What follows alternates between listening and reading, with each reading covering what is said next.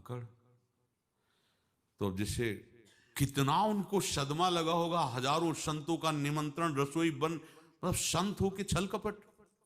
तो उनका महाराज आपने तो हमारा नाश कर दिया, जो महंत थे।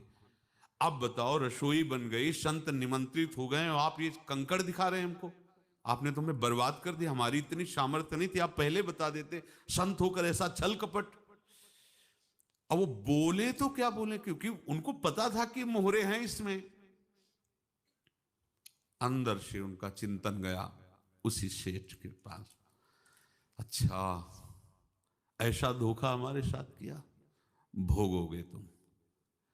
ये जो निकलता है ना भोगोगे, ये अकाट्य होता है।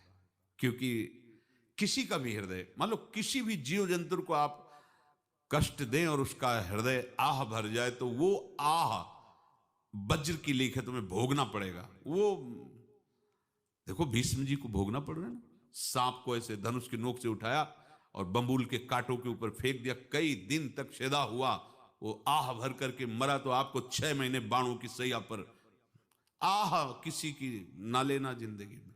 कोई ऐसा कोई आह भर करके कह दिया तुम समर्थ हो, हम तो कुछ कर नहीं सकते, और अंदर से दुखी, फिर तुम्हारी सामर्थ्य काम नहीं करेगी, मिट्टी में मिला देगी। फिर ये तो संत थे, और भगवत आराधना के लिए, संत आराधना के लिए ही ऐसा किए हुए थे। अब इनका कैसे मुंह दिखाएं, अब क्या करें। सुबह संत जन आएंगे, सबके बीच में हमारी कि देखो इन्होंने, अब क्या करें। गए और संगम में जाके छलांग लगाई, अपने प्राण त्याग दिए। अब उनके तो पास मोहरे थी और व्यापार बढ़ा, और 9-10 महीने बाद ही लड़का हुआ। अब तो उनको कि संत फलीभूत हो गया, देखो व्यापार चल रहा, लड़का नहीं होता था, लड़का भी हो गया, बड़ा आनंद छा रहा है। जब से वो प्रकट हुए और धन की वृद्धि शुरू हो गई, पढ़ाई लिखाई में उनके खर्चा हुआ सब, बस बीमारी शुरू हो गई उनके शरीर में, अब उसमें पैसा जाना शुरू हुआ। इतने आसक्त वो दोनों हो गए कि कुछ भी हो, व्यापार ठप, संपत्ति बेचना शुरू। तो उन्होंने कहा कि बेटा मैं क्या कर सकता हूं तुम्हारे लिए। बोले हमारी अंतिम इच्छा है, प्रयाग चलो, और जितने प्रयाग में संत महात्मा सबको एक बार भंडारा करवाओ, हमारी इच्छा अंतिम है। क्योंकि अंतिम यही इच्छा थी। तो बोले अब ज्यादा संपत्ति तो नहीं रह गई, तो बोले घर बेच दो, मेरे लिए ही तो है, बेच दो। मुझे लगता मैं बचूंगा नहीं, पर मेरी अंतिम इच्छा पूर्ण कर दो। घर बेच दिया, जेवर बेच दी। वहां गए, जब संत सेवा की तो बोले मुझे संगम तक ले चलो। संगम तक ले गए और बोले समझे तुम चुराए थे और हमने उसको छीना है, कुछ नहीं रह गया तेरे पास कुछ, अब केवल ममता और आसक्ति में जलकर मर और नरक प्राप्त कर। मैं वही महात्मा हूं जिसकी तूने मोहरे ली थी, शरीर छोड़ दिया।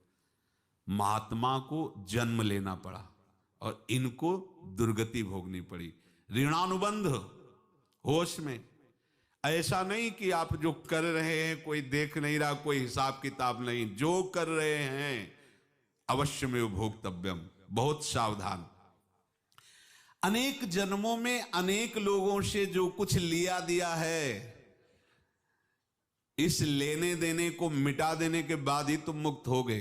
10 स्कंद में भगवान श्री कृष्णचंद्र जी ने कहा जो मेरे चरणों का आश्रय लेकर भक्त मेरा भक्ति करता है, उसके पितृ ऋण, मातृ ऋण, देव ऋण, ऋषि ऋण, सब ऋणों से मैं मुक्त कर देता हूं। बस यही एक उपाय है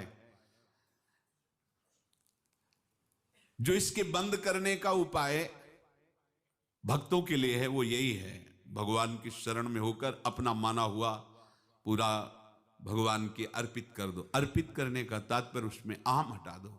तो दियम वस्तु गोविंदम तुभ्यमेव समर्पये।